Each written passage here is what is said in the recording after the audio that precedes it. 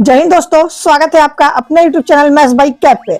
आज हम लोग क्लास 10 का चैप्टर नंबर 4 जिसका नाम है द्विघात समीकरण, उसका महत्वपूर्ण प्रश्न आज लेकर आ चुके हैं, जो कि 3 से 5 नंबर में हर साल बोर्ड एग्जाम में ऐसा एक प्रश्न पूछा जाता है। तो आप लोग ध्यान से इस वीडियो को देखिएगा। चलिए देखते हैं प्रश्न क्या है। प्रश्न है द्विघात समीकरण के x² - 2kx + 6 = 0 के दो मूल समान या इक्वल रूट्स है तो के का मान ज्ञात कीजिए। प्रश्न में बोला है कि जो ये समीकरण द्विघात दिया है, इसमें इसके दो मूल जो है वो समान है, यानी कि इक्वल रूट्स है। तो इसमें के का वैल्यू या के का मान हमको निकाल कर बताना है क्या होगा। सबसे पहले हम लोग इस समीकरण को यहाँ पे लिखेंगे। समीकरण है kx² - 2kx + 6 = 0। अब इस समीकरण का तुलना हम लोग ax² माइनस या प्लस bx + c = 0 से इसका तुलना करेंगे। तो यहाँ पे लिख देंगे से तुलना, ठीक है, तुलना, ठीक है। अब ध्यान से देखिए आप लोग, यहाँ पे ऐसे एक लाइन बनाएंगे।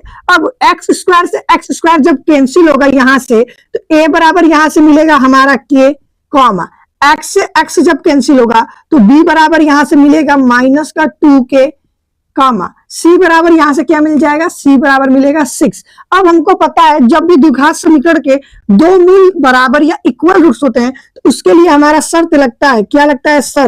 शर्त हमारा होता है b बराबर 0। क्या होता है? b बराबर 0 होता है। और ये जो d होता है ये किसके बराबर में होता है? b बराबर में होता है b² - 4ac।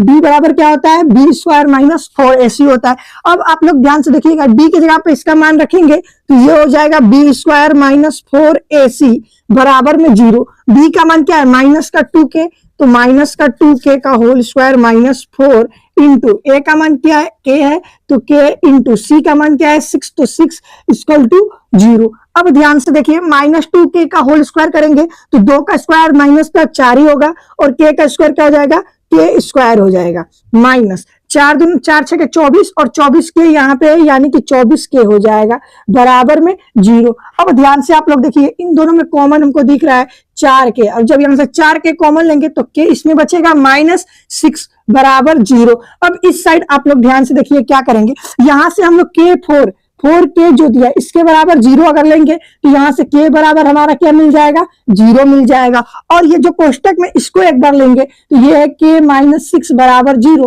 तो यहाँ से k बराबर निकालेंगे, -6 उधर जाएगा तो ये प्लस का 6 बराबर हो जाएगा। ठीक, तो एक वैल्यू k का निकला 0 और एक वैल्यू निकला 6। अब सर इन दोनों वैल्यू में से कौन सा वैल्यू आपका सही है, ये ध्यान से देखिएगा। अगर हम लोग k का वैल्यू इस द्विघात समीकरण में रखे तो यहाँ पे 6